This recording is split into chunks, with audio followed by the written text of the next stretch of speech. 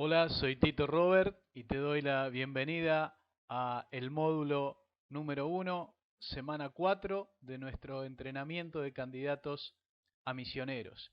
Es una alegría poder compartir con vos este nuevo módulo y ver cómo muchos de ustedes están realmente aprovechando este entrenamiento, llevándolo a la práctica, realizando los ejercicios, enviando tus comentarios y tus testimonios acerca de cómo estás llevando adelante estas enseñanzas en tu vida, y esto evidentemente enriquece la participación en el entrenamiento.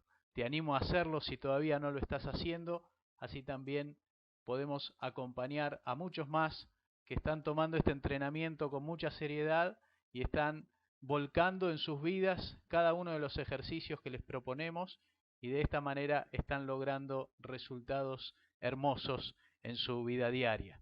En esta oportunidad nos toca pensar en el tema de cómo ejecutar lo importante. Y con este tema vamos a estar cerrando este módulo en el cual hemos tratado de ayudarte y orientarte y darte herramientas para administrar mejor tu tiempo en vista de todo lo que va a venir por delante en este entrenamiento. La idea de cómo ejecutar lo importante nos lleva a pensar en la meta de incorporar la acción de ejecutar lo importante de cada día.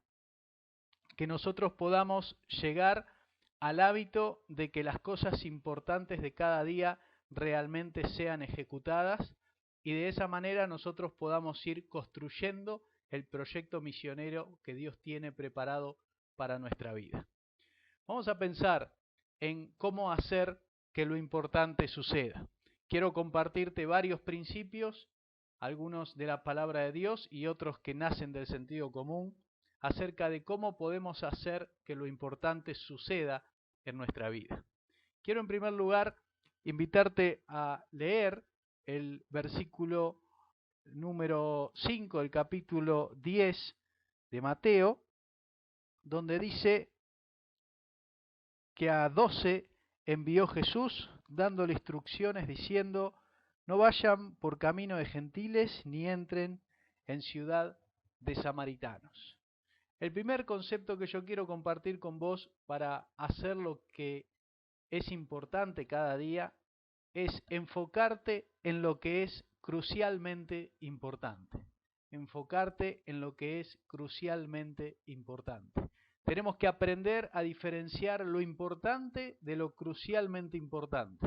Hay cosas que son realmente crucialmente importantes en nuestra vida y superan a aquellas cosas que son importantes. Los antecedentes más remotos de este término crucial nos llevan al latín, que es crucis o crux, que significa cruz. El concepto se puede utilizar para hacer mención a un momento decisivo o crítico, ¿sí? En este sentido, una situación crucial es aquella que resulta determinante, vital o concluyente. En este ejemplo vemos a Jesús dando un paso crucial en su ministerio y más específicamente en la formación de sus discípulos, ¿sí? Saber cuáles son las tareas cruciales que determinan que alcancemos nuestras metas es una de las primeras cosas que nosotros tenemos que poder identificar. Lo segundo es poder depurar la lista de tareas diarias que tenemos para separar las que son importantes de las que son realmente crucialmente importantes. Las que son crucialmente importantes tendrían que ganar lugar en nosotros, tendríamos que nosotros saber cuáles en este día marcan una diferencia en lo que vamos a hacer y cuáles no, cuáles yo podría hacer mañana, pasado, la semana próxima e incluso el año próximo. Si esa tarea no es crucialmente importante hoy, tal vez es el momento de posponerla y quedarme en las manos o en mi día con la idea de ejecutar aquello que va a marcar una diferencia, que va a ser vital en el proyecto que yo tengo, lo que haga en el día de hoy. A esto le llamamos enfocarnos en lo que es crucialmente importante. ¿Cuál es la diferencia entre lo importante y lo crucialmente importante? Evidentemente es este concepto de que lo crucialmente importante es aquello que hoy marca un hecho determinante o concluyente en lo que estoy haciendo. Cuando yo puedo realizar esa tarea y eso marca un paso de avance, ¿sí? Si la tarea que tengo al costado, que está compitiendo con esta, es importante, es algo bueno, es algo loable, pero no va en este momento a marcar una diferencia, entonces simplemente esa tarea es importante. Crucialmente importante significa que dar ese paso me va a hacer avanzar a mí en el proyecto que estoy desarrollando. Por supuesto que estamos hablando de proyecto como proyecto misionero, como proyecto de vida, como todo aquello que estamos tratando de llevar adelante que corresponde con nuestro llamado misionero, y hay cosas que evidentemente que en este rubro son importantes y hay cosas que cada semana se pueden volver crucialmente importantes, incluso cada día. El hacerlas va a ir marcando una diferencia y yo tengo que poder saber claramente cuáles son esas tareas crucialmente importantes. El segundo concepto que nos ayuda a pensar en hacer que lo importante suceda es convertir las metas en acciones. Nosotros tenemos metas que queremos alcanzar en nuestro proyecto misionero, evidentemente. Y lo que necesitamos es convertir esas metas en acciones puntuales que tenemos que realizar. En Mateo capítulo 10, versículo 7, vemos que Jesús les dice a sus discípulos: cuando vayan, prediquen diciendo, el reino de los cielos se ha acercado. Es interesante rescatar que la predicación del reino de los cielos, del reino de Dios, era la meta de Jesús cuando vino a este mundo. Por eso los evangelios relatan de que ni bien Jesús salió a la calle y comenzó su ministerio, él hablaba acerca del reino. Ahora fíjense que esa meta que Jesús tenía en su vida, él la convierte en una acción para él y para sus discípulos. Él no solo se queda con una meta teórica, sino que transforma esa meta que él tenía en una acción práctica. Entonces, si vos tenés metas que querés alcanzar en tu proyecto misionero o en tu proyecto de vida, necesitas convertir claramente esas metas en acciones puntuales que hoy puedas hacer. Si esas acciones hoy son realizadas, vos vas a estar avanzando hacia esa meta. Si esas acciones no son realizadas, la meta va a quedar simplemente en una idea teórica. ¿Cómo yo puedo alcanzar esa meta? Convirtiéndola en acciones que me lleven hacia ella. Esto es lo que Jesús hizo con su objetivo de predicar el Evangelio a todo el mundo. Simplemente lo transformó en una acción para su vida y para la vida de sus discípulos, y el ejecutarla en forma continua lo llevó a que realmente el reino se instaló en este mundo. Entonces, a convertir tus metas en acciones prácticas, medibles, que vos puedas saber si las hiciste o no las hiciste rápidamente. Otro concepto muy importante para hacer que lo importante suceda en nuestra vida es trabajar en equipo. Vuelvo a la meta de llevar el reino de Dios a esta tierra que Jesús tenía, y vemos que en Lucas, el Evangelio de Lucas, capítulo 10 y versículo 1, Jesús dice que después de estas cosas designó a otros 70, a los cuales envió delante de sí de dos en dos a toda ciudad y lugar a donde él había de ir. Los miembros del equipo de Jesús se comprometen en trabajar.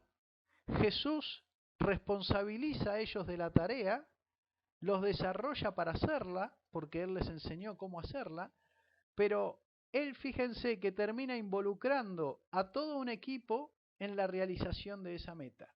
Cuando yo quiero hacer que lo importante suceda, tengo que empezar a armar una red con un equipo de personas que me permitan lograr aquello que quiero alcanzar. Jesús, aún siendo Dios y aún siendo un líder capaz, él no trabajó solo. Él fue creando una red, un equipo, un grupo que lo seguía, que estaba comprometido con él y que le permitió a él concretar aquello que era en su vida crucialmente importante. Por lo tanto, el trabajar con otros nos va a llevar directamente a poder alcanzar nuestros objetivos. Necesitamos que aparte de tener un llamado misionero, algo que nosotros en nuestro corazón está prendido como fuego y que queremos lograr, tenemos que empezar a relacionarnos correctamente con la gente que está a nuestro alrededor, con mentores, con maestros, con pastores, con otros candidatos, con agencias misioneras, con gente que está en la capacitación misionera, con misioneros mismos. ¿Para qué? Para ir creando una red y un equipo de trabajo que a mí me permita alcanzar el logro de llegar al campo misionero capacitado integralmente y efectivo para realizar mi tarea ahí. Entonces, trabajar en equipo es una de las claves para que nosotros empecemos a realmente ser efectivos en ejecutar cada día lo que es importante. Cuando uno trabaja en equipo se compromete y se responsabiliza frente a otros. Cuando uno trabaja solo no tiene que rendir cuentas a nadie. Por eso necesitamos transformar esos deseos que tenemos en responsabilidades. Y cuando lo hacemos con otras personas, generalmente nosotros respondemos de otra manera. A mí me gusta mucho la idea que estamos llevando a cabo, por ejemplo, en nuestra iglesia actualmente, en la iglesia de Tigre, donde estamos trabajando en un equipo pastoral, con el pastor Marcelo Vázquez, con el pastor Jorge Lonzi, con la pastora Erika, con el pastor Andrés Robert, incluso con un equipo de líderes también, candidatos a misioneros que están preparándose para plantar iglesias. Entre todos estamos conformando un equipo de trabajo para ejecutar aquello que es importante, rendirnos cuentas cada semana de cómo vamos haciendo las cosas, con quién nos contactamos, a quién discipulamos, a quién evangelizamos, qué célula nueva hemos abierto. Todo esto tiene que ver con el trabajo en equipo. Y esto nos va llevando de una manera mucho más responsable y mucho más madura a concretar aquello que tenemos que hacer en nuestra vida. Otro concepto importante muy relacionado con el de equipo, es el de rendir cuentas. ¿Sí? En Lucas capítulo 10, versículo 17, el Señor Jesús, después de mandar a estos discípulos a hacer la tarea, dice que los 70 volvieron con gozo, diciendo: Señor, aún los demonios se nos sujetan en tu nombre. Ellos no solo fueron a hacer el trabajo, sino que regresaron a rendir cuentas de lo que habían hecho. Rendir cuentas significa que yo tengo a alguien a quien le voy a decir si hice o no hice las cosas. Jesús los había mandado una tarea. Ellos fueron a hacer esa tarea. Lo que no sabemos es si la hicieron o no la hicieron. ¿Cómo es que sí lo sabemos? Porque ellos regresaron a rendir cuentas del trabajo que habían hecho al Señor Jesús. Y esta es una manera de ejecutar lo que es importante. Cuando algo es importante en nuestra vida, yo necesito colocar a alguien con la autoridad necesaria por sobre mi trabajo y dedicarme a rendirle cuentas de lo que hago. Si yo le rindo cuentas a él de lo que voy haciendo, tengo muchas ventajas. En primer lugar, mi responsabilidad es mayor, porque yo voy a tener que rendir cuentas a alguien. Es muy difícil que yo deje pasar eso, porque hay alguien ahí que me va a pedir cuentas sobre lo que estoy haciendo. En segundo lugar, es más difícil que me equivoque, porque si cometo error, esa persona que va a recibir mi rendición de cuentas va a poder corregir y va a poder ayudarme a que yo haga las cosas mejor. El rendir cuentas es una forma de evaluación, de presentar mi trabajo para que otro lo pueda mirar y pueda opinar. 4 ojos siempre ven más que 2, ¿sí? Siempre y cuando estén los 4 abiertos, decía un autor, ¿no? Es verdad. Ahora, nosotros necesitamos tener más ojos sobre lo que estamos haciendo, porque si no podemos cometer equivocaciones, ¿sí? Entonces, rendir cuentas a otra persona es un ejercicio sano que nos compromete con el trabajo, que va a mejorar nuestro trabajo y que hace que nuestro trabajo tenga un nivel de madurez importante. Las grandes equivocaciones en el ministerio, en todos los ámbitos, ya sea de evangelistas, de pastores o de obreros, viene porque nosotros no rendimos cuentas a nadie. Entonces llega un momento donde empezamos a hacer las cosas mal y no hay nadie ahí para corregirnos. Por lo tanto, rendir cuentas es una de las maneras de desafiarnos a ejecutar lo importante cada día. Qué bueno que es que otra persona pueda decirme: mirá, hiciste muchas cosas buenas esta semana, pero en realidad las crucialmente importantes no las hiciste, ¿sí? Te felicito por todo lo que hiciste, pero había cosas aquí claves del trabajo que no las hiciste, ¿sí? Y esto surge del rendirnos cuentas unos a otros. Otro elemento importante para hacer que lo importante suceda, para que aprendamos a ejecutar lo que es crucialmente importante en nuestra vida, es llevar un tablero de resultados. ¿Viste cómo en toda cancha de fútbol hay un gran tablero que nos va diciendo cómo va el partido? ¿Sí? Y uno le puede poner muchas ganas al juego, uno puede estar colocando toda la pasión en eso. Lo cierto es que el resultado ahí marca una realidad. Más allá de cómo yo me estoy entregando al trabajo, el tablero me está marcando que el partido o lo voy empatando, lo voy perdiendo, lo voy ganando. Y eso influye mucho en cómo yo sigo jugando, ¿sí? Incluso influye mucho en qué tengo que hacer en lo que queda del partido, el resultado que estoy mirando en ese tablero, ¿sí? Entonces, fíjense cómo en Lucas 10:18 Jesús, después de que estos 70 salieron, después de que volvieron y rindieron cuentas de su trabajo, Jesús dice: yo veía a Satanás caer del cielo como un rayo. Jesús está indicando cómo va el tablero de resultados. Jesús está indicando cómo va el partido. Jesús le está diciendo: lo que ustedes han hecho ha sido un triunfo, han sido muchos goles, han sido un avance, ¿sí? Estamos ganando este partido, ¿sí? El enemigo yo lo veía caer, ¿sí? Esta figura de cómo van las cosas es también importante para saber qué es lo que yo tengo que ejecutar cada día. Cuando yo veo que tal vez el partido no va como yo esperaba, bueno, requiere un mayor esfuerzo. Si estoy alcanzando las cosas que quería alcanzar, si el resultado que tengo en mis manos es el que yo esperaba, entonces puedo tal vez tranquilizarme y mantenerme estable en el esfuerzo que estoy haciendo, tal vez guardando energías para un momento en que sea más necesario. Si voy evidentemente ganando ampliamente, bueno, tengo motivos para festejar, para dar gloria a Dios, incluso para disfrutar junto con mi equipo de trabajo del resultado que estamos alcanzando con la ayuda de Dios. Lo cierto es que llevar un tablero de resultados de cómo voy en el partido, cómo va mi vida, cómo va mi proyecto misionero, a mí me ayuda también a tomar decisiones en ejecutar aquello que es importante en el día a día.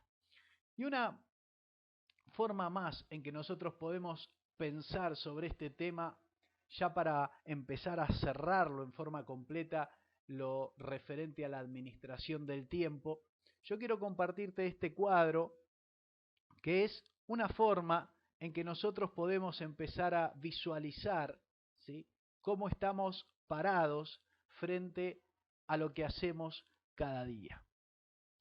Uno de los problemas de las disciplinas es cómo nosotros las colocamos, las ubicamos en el contexto de las tareas diarias de nuestra vida, ¿sí? Y una forma muy práctica de visualizar cómo entran en conflicto las cosas que nosotros tratamos de hacer es usando esta matriz de importante, no importante, urgente, no urgente, ¿sí? Este es un cuadrante desarrollado por Stephen Covey, este autor que yo te he recomendado leer su libro Los 7 hábitos de la gente altamente efectiva, si es que vos querés profundizar realmente en este tema de la administración del tiempo. Ese es un libro en el cual te recomiendo invertir, comprarlo si podés, es uno de los libros de mi biblioteca aquí hace más de 20 años, ¿sí? Y realmente marcó un antes y un después en cómo yo he administrado el tiempo en mi vida. Y aquí de alguna manera lo estamos adaptando para lo que es el trabajo ministerial o de una persona cristiana. Tenemos ahí en la parte de importante pero urgente, ¿sí?, en el cuadrante 1, lo que son las crisis, los problemas apremiantes, el activismo, o sea, aquellas cosas en las que nosotros caemos como urgentes, pero que no son tan urgentes, pero nosotros las tenemos anotadas como urgentes, y lo que llamamos los apagafuegos, o sea, esas cosas que pasan en nuestra vida. Si accidentó un hijo, tenemos que salir corriendo, se cayó el techo de la casa, tenemos que ir a arreglarlo, vence la factura de la luz, tenemos que salir corriendo a pagarla. Todas esas cosas son urgentes, por decirlo de alguna manera, son los apagafuegos. En el cuadro número 2 tenemos lo importante pero no urgente, que son las disciplinas espirituales, la edificación familiar, la edificación de relaciones interpersonales, el dedicar tiempo a la visión y a la planificación de lo que hacemos, a la ejecución de las tareas cruciales, que es el tema que estamos tratando en este módulo. Todo eso está dentro del plano de lo importante, pero nunca representa una urgencia. Sentarse a planificar no es algo urgente. Edificar a la familia tampoco es algo urgente, algo que va a explotar algo si no dedico tiempo a eso. Entonces, ¿qué es lo que sucede? Que generalmente este cuadro, que es el más importante, ¿sí?, queda relegado muchas veces. Y pasa nuestra semana y nosotros no dedicamos tiempo a estas cosas. Porque no son urgentes, sí son importantes en nuestra cabeza, pero en la acción diaria no alcanzan a ser un valor en nuestra vida que nos genere la acción.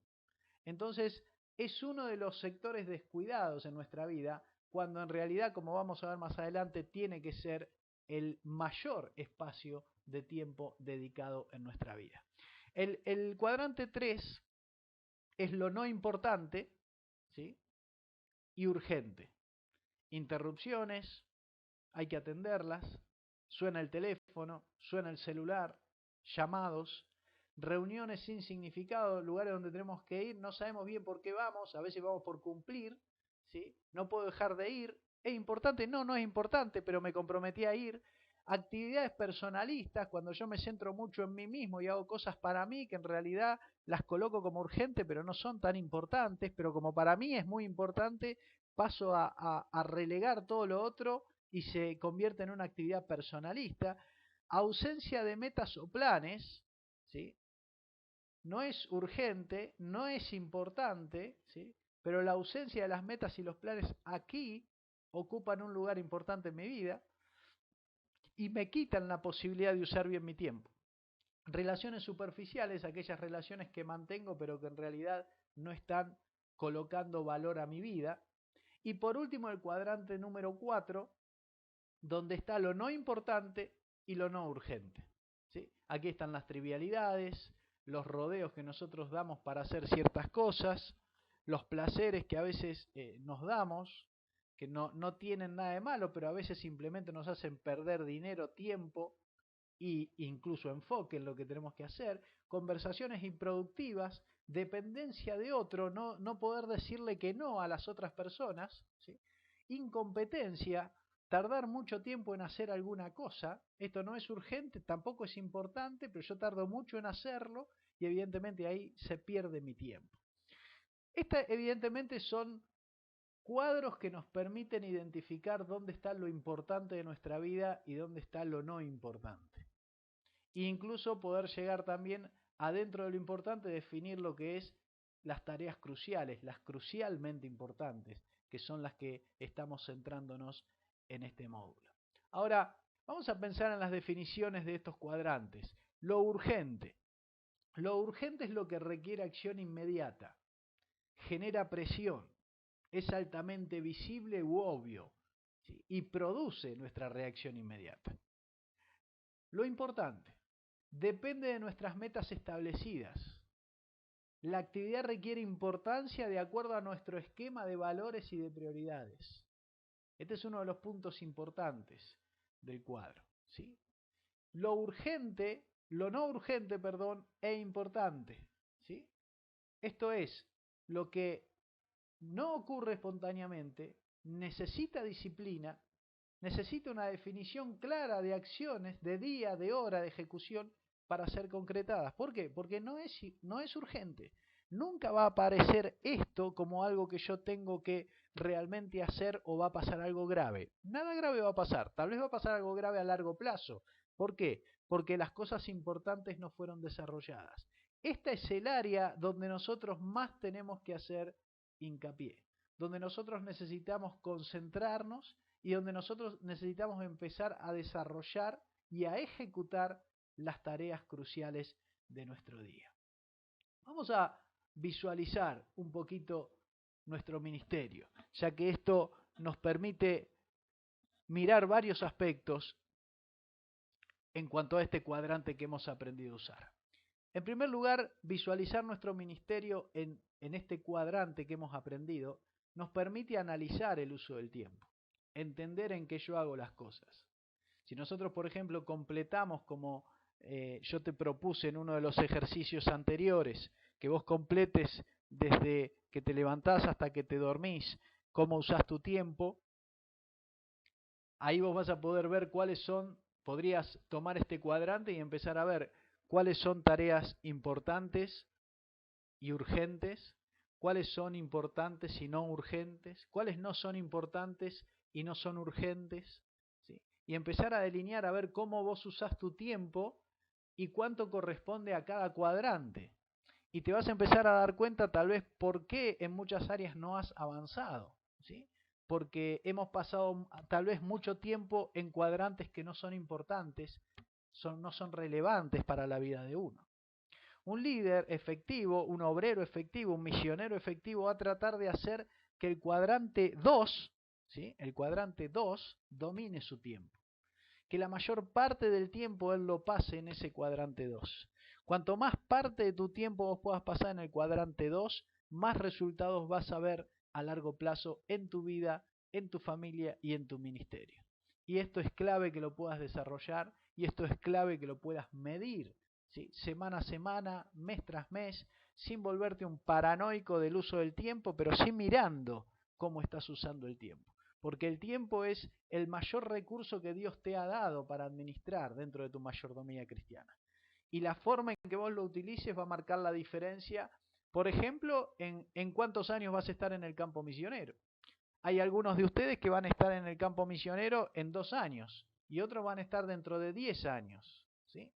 Entonces, esto requiere que vos empieces a visualizar cómo vivís, cómo usás tu tiempo y empieces a tomar decisiones relevantes en tu vida.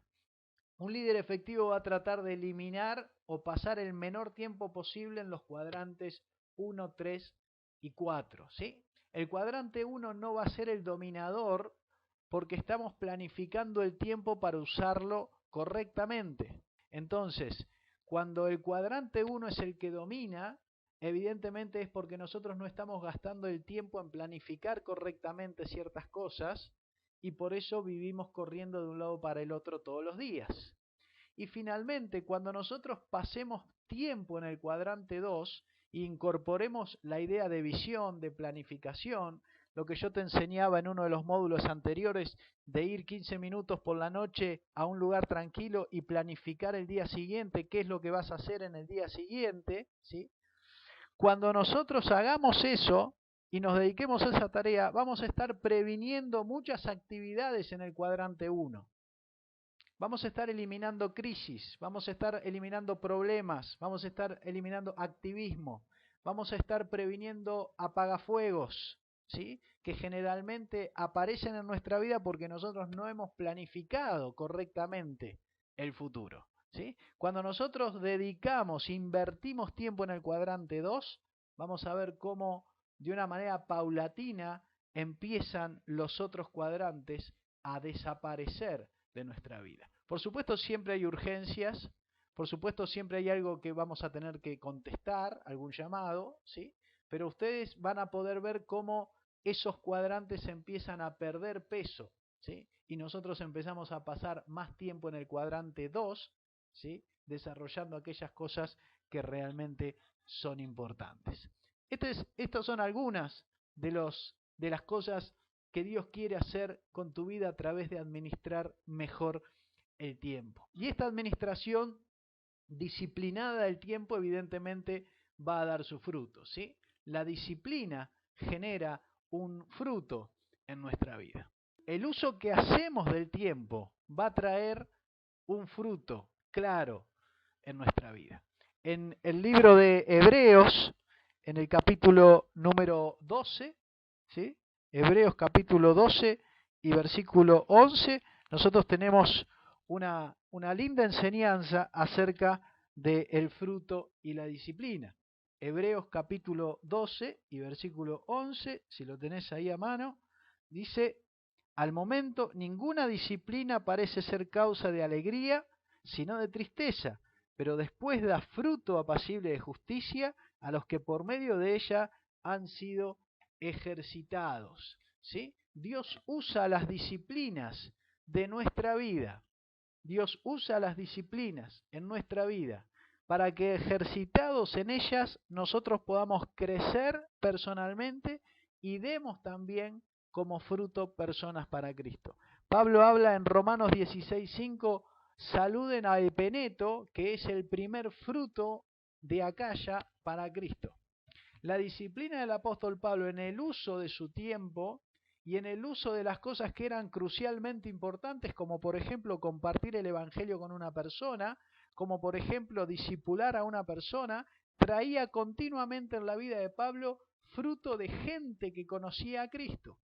Fíjense cómo el apóstol Pablo, en vez de correr para todos lados en los cuadrantes 1, 3 y 4, él se dedica al cuadrante 2 y esto trae como resultado en su vida el fruto constante de nuevas personas y el fruto constante de nuevas iglesias, o sea, proyectos de plantación de iglesia continuados uno detrás del otro. Este es el resultado que da fruto de una disciplina en la administración de nuestro tiempo. Por supuesto que hay una conjunción de cosas en la vida del apóstol Pablo que tienen que ver con todo lo que él era para Dios, pero evidentemente cuando él habla de la disciplina y de cómo esta parece que al principio causa tristeza, pero en realidad después da un fruto que realmente da gloria a Dios, nos está invitando evidentemente a disciplinarnos en las áreas de nuestra vida que son necesarias y una de las más importantes evidentemente es el uso del tiempo.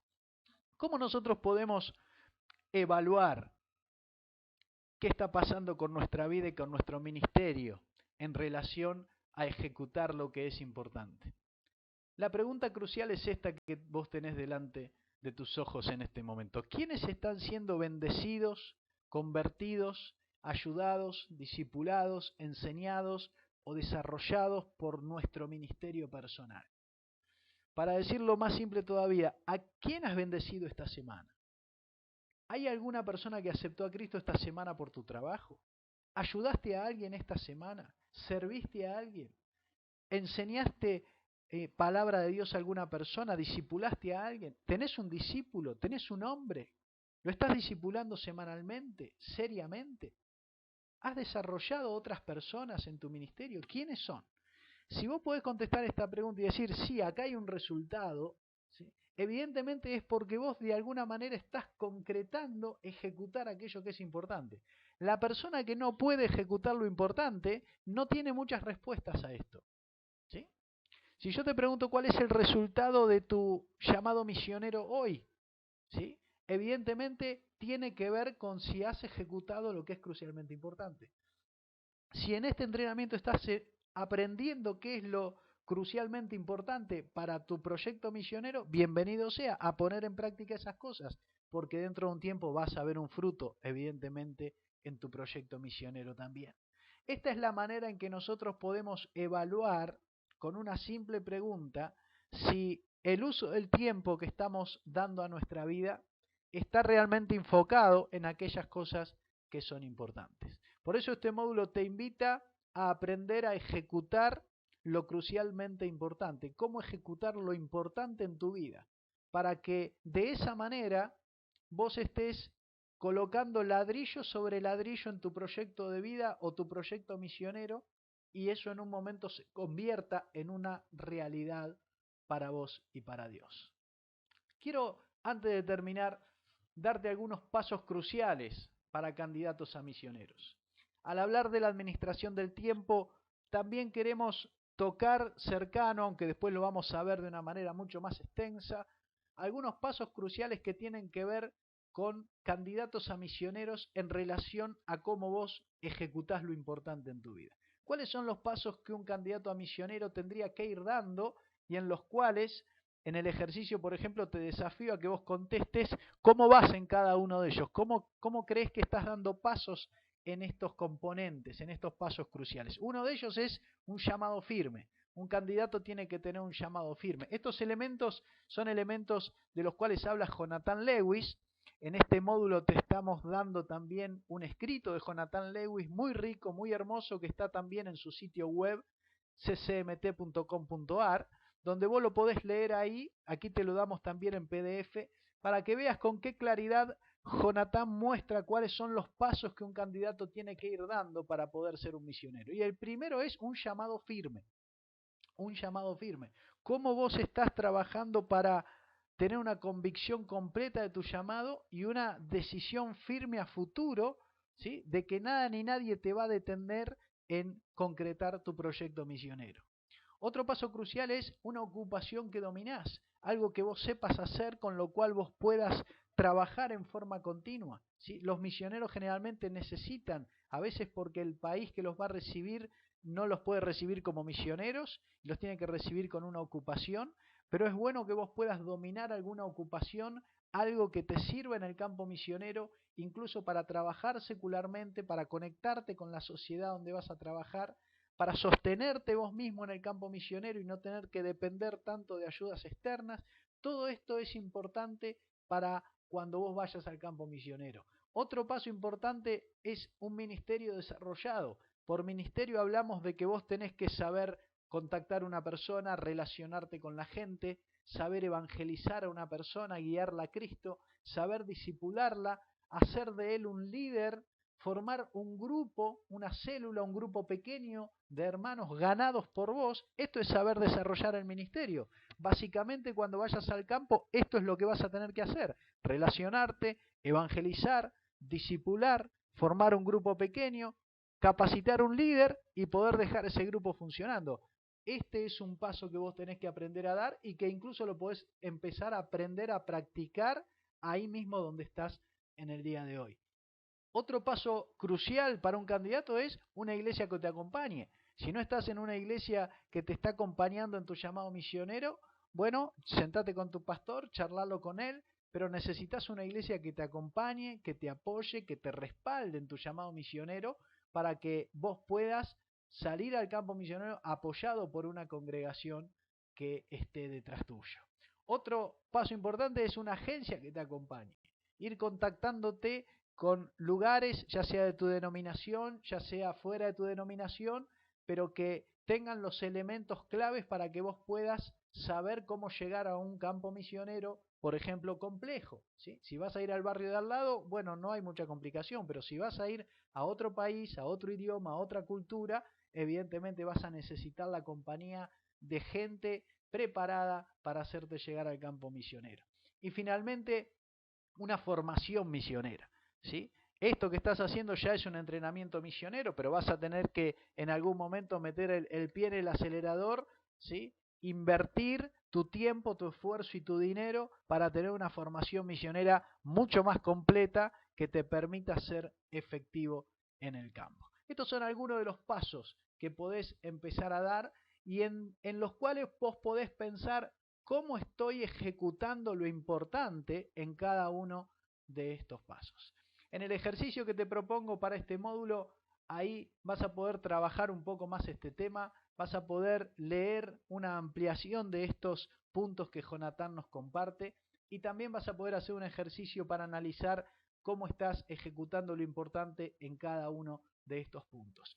Te invito a que lo hagas, te invito a que me lo envíes, estoy respondiendo cada uno de los mails que están llegando. Tengan paciencia porque están llegando muchos, gracias a Dios, pero estamos contestando cada uno de los mails en forma personal para poder acompañarte en este proceso. Nuestro compromiso es estar al lado tuyo. Por eso te desafío a esto, a que nos escribas y a que nos cuentes lo que está pasando en tu vida y en tu llamado, ¿sí? Estamos dispuestos a guiarte y apoyarte en el proceso de dar estos pasos y llegar al campo misionero. Ese es el llamado que Dios nos ha hecho a nosotros, a acompañar a candidatos a misioneros en estos pasos, en este proceso de capacitación para que ellos puedan llegar al campo. Así que aprovecha esta oportunidad que tenés delante tuyo, estudia este módulo a fondo con otras herramientas que te estamos dando ahí en la plataforma y prepárate para el próximo módulo donde vamos a empezar a hablar acerca del llamado misionero. Este es el entrenamiento de candidatos a misioneros realizado por el Centro Misionero de Tigre, donde estamos en la actualidad preparando candidatos en forma integral por medio de un programa residencial y también estamos preparando el espacio para poder recibir muchos más en el año que viene. Así que te invito a seguir este entrenamiento, nos vemos la semana que viene.